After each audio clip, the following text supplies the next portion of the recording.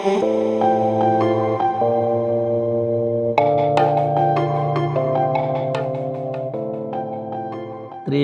ദൈവത്തിന് മഹത്വം ഉണ്ടായിരിക്കട്ടെ. വീണ്ടും പ്രഭാതത്തിലേക്ക് ഏവർക്കും സ്വാഗതം. യോശുവയുടെ പുസ്തകം 3-ാം അധ്യായം അതിൻ്റെ 10-ാം വാക്യം. ജീവനുള്ള ദൈവം നിങ്ങളുടെ ഇടയിലുണ്ട്. ജീവനുള്ള ദൈവം നിങ്ങളുടെ ഇടയിലുണ്ട്. വളരെ പ്രത്യാശയുടെ ഒരു വചനമാണ്. ഇസ്രായേൽ ജനത മരുഭൂ പ്രയാണത്തിലാണ്. അവരിങ്ങനെ യാത്ര ചെയ്ത് മോവാബ് സമുദ്രത്തിലെത്തിയപ്പോൾ അവർക്ക് നേതൃത്വം നൽകിയിരുന്ന മോശ അവിടെ വെച്ച് മരിക്കുകയാണ്. ദൈവം തന്നെ മോശയെ അവിടെ അടക്കുന്നു. 30 ദിവസം ഇസ്രായേൽ ജനത മോശയ്ക്ക് വേണ്ടി വിലാപം കഴിച്ചു. അത് കഴിഞ്ഞ് വിലാപമൊക്കെ കഴിഞ്ഞിട്ട് അവർ വീണ്ടും യാത്ര തുടരുകയാണ്. യോശുവയുടെ നേതൃത്വത്തിൽ ശീത്തിമിൽ നിന്ന് അവർ യാത്ര പുറപ്പെട്ടു. അങ്ങനെ പുറപ്പെട്ട് യോർദാൻ്റെ കരയിലെത്തിയപ്പോൾ അവിടെ ഇതാ വലിയൊരു തടസ്സം. യോർദാൻ നദി ഇരുകര കവിഞ്ഞൊഴുകുകയാണ്. അവിടെ പറയുന്നത് ഇങ്ങനെയാണ്: കൊയ്ത്തുകാലത്തൊക്കെയും യോർദാൻ നദി ഇരുകര കവിഞ്ഞൊഴുകും. അങ്ങനെ ഇരുകര കവിഞ്ഞൊഴുകുന്ന ആ യോർദാൻ നദി അവർക്ക് മുമ്പിൽ തടസ്സമായി നിൽക്കുകയാണ്, പ്രതിസന്ധിയായി നിൽക്കുകയാണ്. ഇത് കടക്കാതെ അവർക്ക് കനാൻ ദേശത്ത് എത്തുവാൻ സാധിക്കുകയില്ല, ലക്ഷ്യസ്ഥാനത്ത് എത്തുവാൻ സാധിക്കുകയില്ല. ആ ലക്ഷ്യസ്ഥാനത്ത് എത്തുവാൻ തക്കവണ്ണം അവർക്ക് വലിയൊരു തടസ്സം അവർ മുന്നിൽ നിൽക്കുകയാണ്. അതിൻ്റെ മറുകര കിടക്കണം. അതിനെ എങ്ങനെയാണ് മറുകര കിടക്കേണ്ടത്? അവരിങ്ങനെ വിഷമിച്ച് നിൽക്കുമ്പോൾ, നിരാശരായി നിൽക്കുമ്പോൾ, എന്ത് ചെയ്യണമെന്നറിയാതെ ഗത്യന്തരമില്ലാതെ ഇങ്ങനെ അവർ അങ്ങനെ അലഞ്ഞ് വിഷമിച്ച് നടക്കുമ്പോൾ അവിടെ ഇതാ യോശുവ പറയുകയാണ്: ജീവനുള്ള ദൈവം ഇപ്പോഴും നിങ്ങളുടെ ഇടയിലുണ്ട്. നിങ്ങൾ ഒരു കാര്യം മറക്കരുത്. ഇതുവരെ നടത്തിയ ദൈവം, ആ ദൈവം ഇപ്പോഴും നിങ്ങളുടെ കൂടെ ഉണ്ട്. നിങ്ങൾ പെട്ടെന്ന് മറക്കുന്നത്, ചെറിയൊരു പ്രതിസന്ധി നിങ്ങളുടെ മുമ്പിൽ വന്നപ്പോൾ നിങ്ങൾ മറന്നു പോകുന്നത് ഇതുവരെ നടത്തിയ ആ ദൈവത്തെയാണ്. നിങ്ങൾ ആ ദൈവത്തെ മറക്കുവാൻ പാടില്ല. നിങ്ങൾ പ്രശ്നങ്ങളിലേക്ക് മാത്രമാണ് നോക്കുന്നത്, നിങ്ങൾ ആ ദൈവത്തിലേക്ക് നോക്കുന്നില്ല. ജീവനുള്ള ദൈവം നിങ്ങളുടെ ഇടയിലുണ്ട്. ഇതുവരെ നടത്തിയ ആ ദൈവമുണ്ട്, അത് നിങ്ങൾ മറന്നു പോകുന്നു. അതുകൊണ്ട് പറയുകയാണ്, ജീവനുള്ള ദൈവം നിങ്ങളുടെ ഇടയിലുണ്ട്.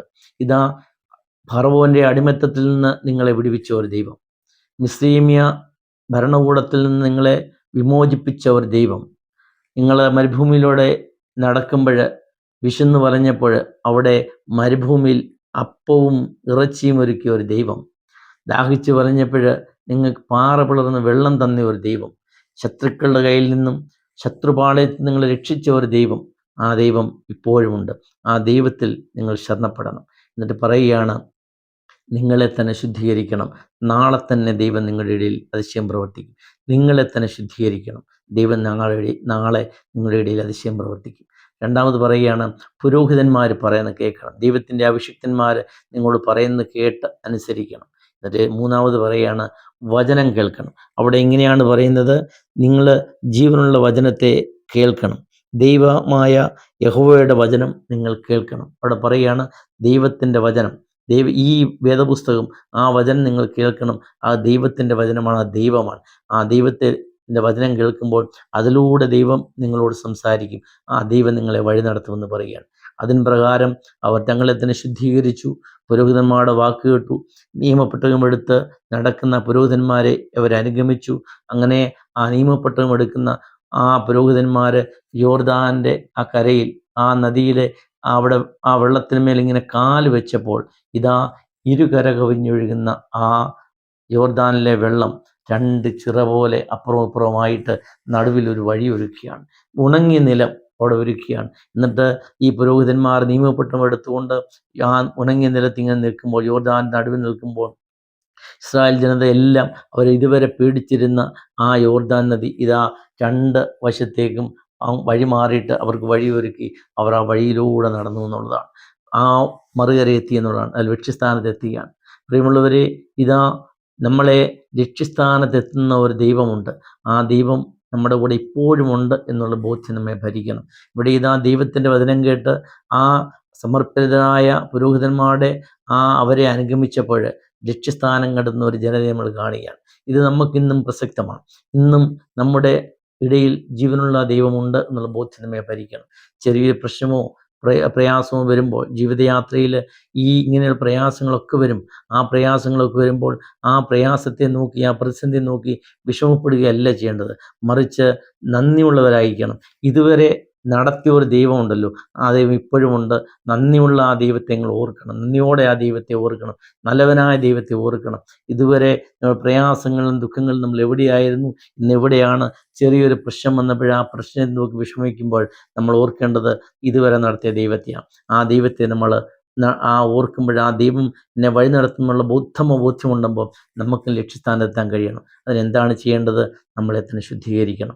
വ്യക്തിപരമായി നമ്മെ തന്നെ ശുദ്ധീകരിക്കുമ്പോൾ, ഒരു കുടുംബമായി നമ്മളെ തന്നെ ശുദ്ധീകരിക്കുമ്പോൾ, ഒരു സമൂഹമായി സഭയായി നമ്മൾ ശുദ്ധീകരിക്കുമ്പോൾ നമ്മുടെ ഇടയിൽ ദൈവം അത്ഭുതം പ്രവർത്തിക്കും. അത് മഹാമാരി ആയിക്കോട്ടെ, കോവിഡ് ആയിക്കോട്ടെ, പ്രളയമായിക്കോട്ടെ, എന്തുമായിക്കോട്ടെ, എല്ലാവരും ഒരുമിച്ച് ഏകോദര മനസ്സോടുകൂടി ദൈവം മുമ്പാകെ ഏകമനസ്സോടെ പ്രാർത്ഥിക്കുമ്പോൾ അവിടെ ദൈവം ഇതുപോലെ അത്ഭുതം പ്രവർത്തിക്കും. അതിന് യാതൊരു സംശയവുമില്ല. പ്രിയമുള്ളവരെ, സമർപ്പിതരായ പുരോഹിതന്മാർ, ദൈവത്തിൻ്റെ അഭിഷിക്തന്മാർ ഇപ്പോഴും നമ്മൾക്കുണ്ട്. നമുക്ക് അഹരോനെ പോലെ ദൈവവിളി കേട്ട് സമർപ്പിതരായ ആ പുരോഹിതന്മാരുടെ വാക്കുകളുണ്ട്. അവരുടെ അനുഗ്രഹം നമുക്ക് ഇപ്പോഴും നമുക്ക് സ്വീകരിക്കാം. യാതൊരു സംശയമില്ല. അവരുടെ അനുഗ്രഹം കേട്ട് അനുഗ്രഹം പ്രാപിച്ചുകൊണ്ട് പോകുമ്പോൾ നമ്മൾ ഇന്നും നമുക്ക് ലക്ഷ്യസ്ഥാനത്ത് എത്തുവാൻ കഴിയും. നമ്മളെ നടത്തുന്ന ഒരു ദൈവമുണ്ടെന്ന് ഓർക്കണം. അവിടെ പറയുകയാണ്, ദൈവത്തിൻ്റെ വചനം കേൾക്കണം. ആ വചനമെന്ന് പറയുന്നത് ഇതാണ്. ഈ വചനം നമ്മളോട് സംസാരിക്കും. ഇത് ചെറിയൊരു പേപ്പറായി, ഒരു ചെറിയ പുസ്തകമായി അല്ല നോക്കേണ്ടത്. ഇതിലൂടെ സംസാരിക്കുന്ന ദൈവത്തെ നമ്മൾ കാണുവാൻ സാധിക്കും. ഇത് നമ്മുടെ നെഞ്ചോട് ചേർത്ത് വെക്കുമ്പോൾ ഈ ദൈവം നമ്മളെ വഴി നടത്തും. ഇതാ തുറന്നിട്ടിരിക്കുന്ന ആരാധനാലയങ്ങളിൽ നിന്ന് പോകാം. അവിടെ ചെന്ന് പുരോഹിതന്മാരുടെ വാക്ക് കേൾക്കാം, അവരുടെ വചനം കേൾക്കാം. ആ വചനങ്ങൾ കേട്ട് നമ്മൾ ജീവിതത്തിൽ പ്രാവർത്തികമാക്കുമ്പോൾ ഏത് തടസ്സങ്ങളും, അത് യോർദാനായിക്കോട്ടെ, ചെങ്കടലായിക്കോട്ടെ, മഹാമാരി ആയിക്കോട്ടെ, കടബാധ്യത ആയിക്കോട്ടെ, അതിനെയൊക്കെ മറുകര കിടക്കുവാൻ തക്കവണ്ണം, അതിനെയൊക്കെ തരണം ചെയ്യുവാൻ തക്കവണ്ണം ദൈവം നമ്മെ ഒരുക്കും. അതുകൊണ്ട് ഈ ജീവനുള്ള ദൈവം ഇപ്പോഴും നമ്മുടെ ഇടയിലുണ്ടെന്ന ബോധ്യത്തോടെ നമ്മൾ ജീവിക്കാം. നമ്മുടെ ജീവിതത്തെ ക്രമപ്പെടുത്താം. നമ്മൾ തിന്മയും പകയും ദുഷിയും ഒക്കെ നമ്മുടെ മനസ്സിൽ നിന്ന് മാറ്റി സ്നേഹത്തിൻ്റെ അനുഭവം, പങ്കിടലിൻ്റെ അനുഭവമാകുമ്പോൾ നമ്മളെ തന്നെ ശുദ്ധീകരിക്കുകയാണ്. മറ്റുള്ളവരോട് സ്നേഹമായി പെരുമാറുമ്പോൾ, സ്നേഹമെന്ന ആ ഔഷധം കൊണ്ട് എല്ലാവരെയും സൗഖ്യമാക്കാൻ പറ്റുന്ന ഒരു ദൈവം ഉണ്ട് എന്നുള്ളൊരു ബോധ്യത്തിൽ നമ്മൾ ജീവിക്കാം. ആ ദൈവത്തിൽ നമ്മൾ ആശ്രയിക്കാം. നമ്മുടെ ഏകോദര മനസ്സോടുകൂടി, ശുദ്ധ ഹൃദയത്തോടുകൂടി ദൈവത്തിൽ, ഈ വചനത്തിൽ നമ്മൾ ആശ്രയിക്കുമ്പോൾ ആ ദൈവം നമ്മെ വഴി നടത്തും. ജീവനുള്ള ദൈവം ഇപ്പോഴും നമ്മുടെ ഇടയിലുണ്ടെന്നുള്ള ബോധ്യത്തോടെ ആ ദൈവം നമ്മളെ ഏത് തടസ്സങ്ങളും ഏത് പ്രയാസങ്ങളും തരണം ചെയ്യുവാൻ നമ്മളെ സഹായിക്കുന്ന ഉത്തമ ബോധ്യത്തോടെ നമുക്ക് ജീവിക്കാം. അങ്ങനെ ദൈവത്തിൻ്റെ പരിശുദ്ധാത്മ സഹായിക്കട്ടെ എന്ന് പ്രാർത്ഥിക്കുന്നു. ദൈവം നമ്മെ സമർത്ഥമായി അനുഗ്രഹിക്കട്ടെ.